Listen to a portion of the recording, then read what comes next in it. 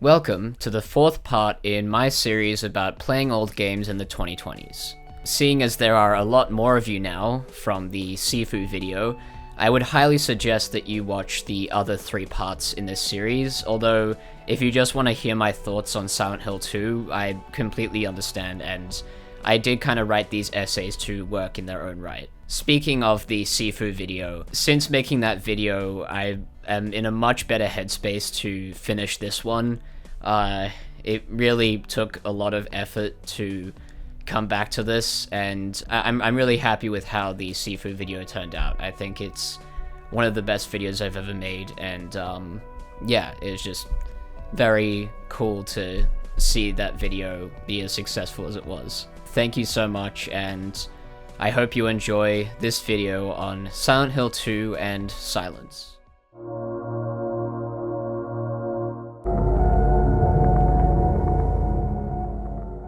So I got a PS2 in 2021, and by that I mean it was on the street because someone was throwing it out.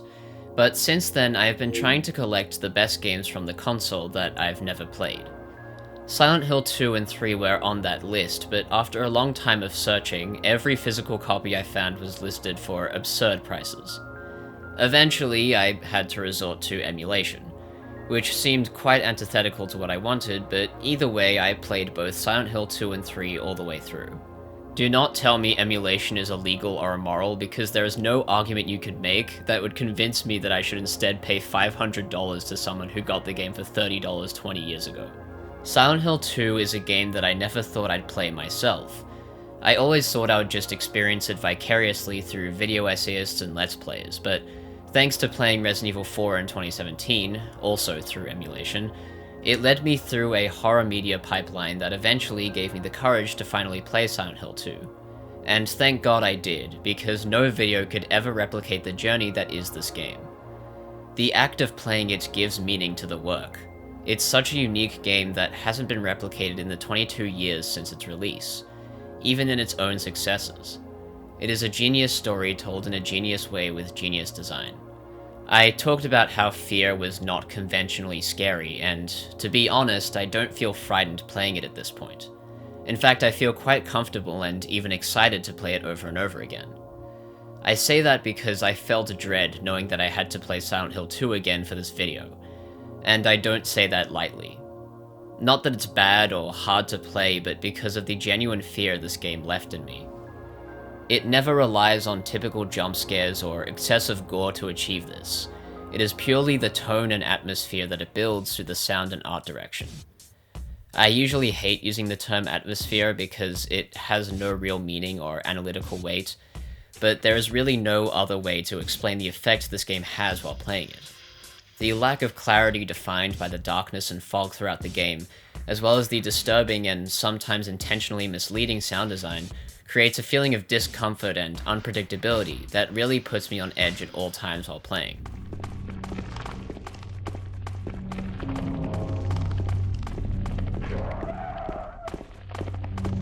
I definitely think it has problems, like the puzzles can often be quite obtuse and had me searching for walkthroughs a few times, which I never enjoyed doing. Despite this, however, the game has lived rent-free in my mind for the past 2 years, and I still consider it a masterpiece. If you haven't played this game yet, first of all, there will be spoilers in this essay, but also please download the PC Enhanced Edition before Konami inevitably tries to take it down. I still had an amazing time playing SH2 the first time through PCSX2, but this Enhanced Edition is definitively the best way to experience this game in 2023. I absolutely love how the game puts you in the mind of James from the very beginning, as you ascend spiraling down a misty forest. A microcosm for the catabasis that you and James will experience throughout the story. Catabasis, for those of you who don't know, is a trope from Greek myth that describes the descent into the underworld. This classic trope is one that horror media likes to employ, as it is a shorthand for entering hell, a descent into madness or evil. An example that comes to mind is Mad God, a surreal hellish film that starts with the vessels falling slowly deeper into the planet. The foreshadowing present in Silent Hill 2 through the imagery of the puzzles as well as the way James interacts with certain objects is extremely well done, and I could analyze this game for hours. That's why there are already hours of videos analyzing it, but I won't in this video because I will actually be making another video about this game, in relation with another game that I think will add some new perspectives. The thing I want to focus on is not its amazing writing, art direction, and overall composition, but that it knows when to be silent.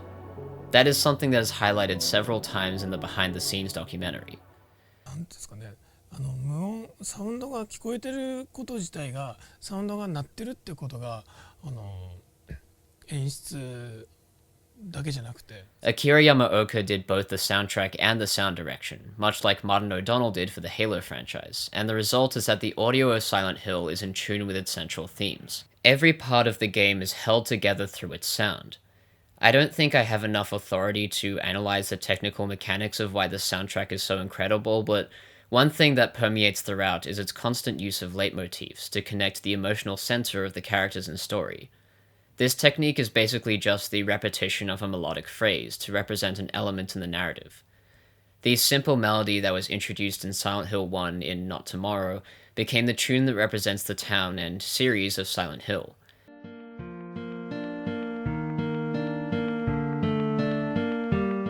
Each game has a permutation of it that sets up the tone of the narratives. Silent Hill 1, 2, 3, and 4 have their main themes with that melody, and yet they all carry a different emotion with them. There are 4 songs in Silent Hill 2 with that melody, but they alter it in slight ways. The theme of Laura has that phrase as a baseline, as if it is using the first game as a foundation, but having completely different themes and emotional resonance.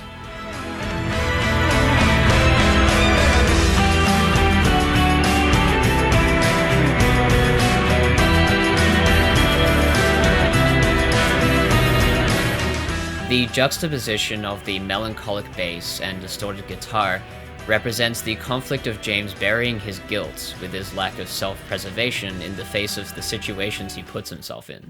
Is it dangerous? Maybe. And it's not just the fog either. Okay, I got it. I'll be careful. I'm not lying. No, I believe you. It's just... I guess I really don't care if it's dangerous or not. I'm going to town either way.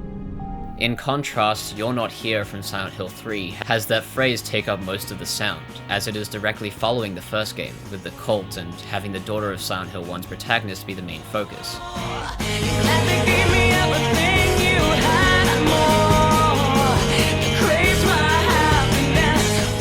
It takes influence from punk rock to represent Heather's personality, and rebellion towards the cult trying to override her agency. Laura's theme actually bookends Silent Hill 2's soundtrack. The reprise to the theme of Laura is almost entirely the piano, and the guitar is replaced with a violin, as the reality of James' actions are revealed.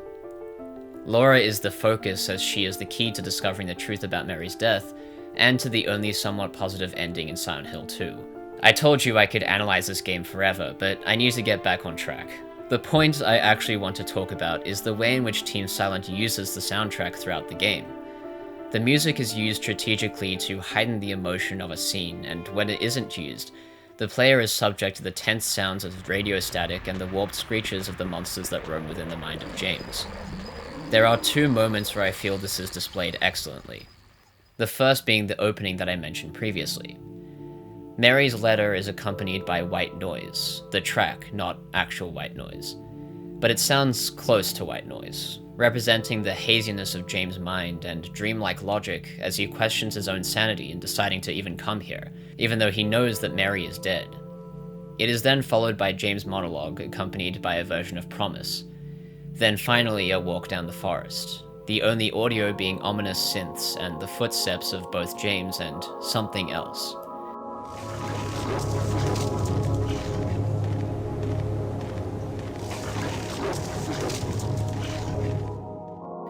This first scene sets up the core meaning and symbolism present throughout the game. The sound is used to sync the player's experience with James in order to create a connection with the unreliable narrator. The decision to make the player control James for the entire walk and not skipping any of it clarifies that you are completely separating yourself and James from reality and traveling into uncomfortable territory. The lack of any overt action or scares makes this hike even more unsettling. The second scene takes place immediately after Maria is killed by Pyramid Head. You get this silent elevator ride followed by the solemn Magdalene, featuring a simple rise and fall accompanied by nothing but silence. What's so impactful about this moment is that you have to walk through the same section you explored just before, but without any enemies, so you're left to ruminate on your own about the events that have just transpired. These scenes display not only that music should be used sparingly to get the right effect, but also that having a gap in between exciting gameplay is extremely integral to the build-up and release of tension. This also plays into pacing somewhat, by creating a break in between fast-paced sequences. It allows the audience to comprehend and process what has happened so far, and the placement of these segments after events that are meant to be depressing gives the player a chance to sink in that mood. Playing Silent Hill 3 only reinforced how much of an anomaly SH2 is, because it never quite hits the same highs for me. To be fair, I think a reason for that is the core of SH3 just doesn't resonate with me. The game is about the way in which society removes agency from women and tends to reduce their value as people to their reproductive organs, especially through religious institutions, and it conveys this idea very competently. This is primarily due to personal taste, but I really dislike that the supernatural elements are caused by a cult, as it makes Silent Hill less unknowable and demystifies its horrific existence. SH2 portrayed Silent Hill as a kind of funhouse mirror, a distorted reflection of the psyches of those who are unfortunate enough to go there. A void that attracts deeply damaged people to stare into it, only for it to stare back with piercing eyes. To give Silent Hill 3 some credit, however, Heather Mason is an amazing character, and her interactions are some of the high points of the game. Alessa? Shut your stinking mouth, bitch!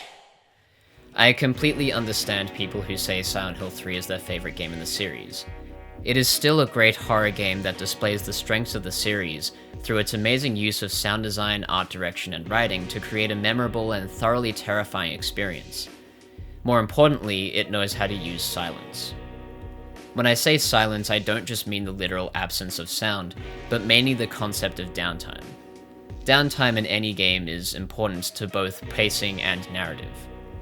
I criticized Titanfall 2 for being too fast-paced in the Half-Life part, and I didn't elaborate then, but I'll do so now. The reason I said that is because I felt as though the campaign as a whole was way too short, and on top of that, the falling action was way too fast to be processed by the audience. It felt short because each gameplay scenario went by in a flash, and there were no breaks in the action, or silence if you will, to complement each scene. As a result, the last scene where BT dies is inconsequential, as the game just ends there. This wasn't helped by the game doing a fake-out death earlier. I don't think it was a bad campaign because of this, but it makes any particular moments less memorable, because it all went by too quickly, and nothing had time to breathe. Not that I have a problem with games that want to be all action all the time, and just want to give you a viscerally entertaining experience. I love Ultra Kill, but even Ultra Kill has its silent moments. Take the Claire de Lune level, where you are left to explore this church-like structure, and this is done both to introduce a bit of horror and suspense, but also to build up anticipation for the first confrontation with V2. This is a perfect use of silence in a game that has almost none. Silence is an important tool that is at most times underappreciated and underutilized. Having downtime in any game is important to both pacing and narrative. Silence can be both relieving and overwhelming. This applies not only to the video game medium, but as we are discussing a survival horror game, I feel it is appropriate to bring up the save rooms from Resident Evil. They are an iconic feature of the Resident Evil series as they represent the feeling of escaping the intense horrors that surround the player. Any momentary peace and clarity stands out in such a setting. The best use of deafening silence in anything is one I think of constantly, and that is this scene from the first episode in Cowboy Bebop. I referenced this in my video on the Netflix show, but I just wanted to reiterate the brilliance of this moment. The culmination of the music with the slow zoom on her face as a single gunshot rings out, followed by Spike's reaction.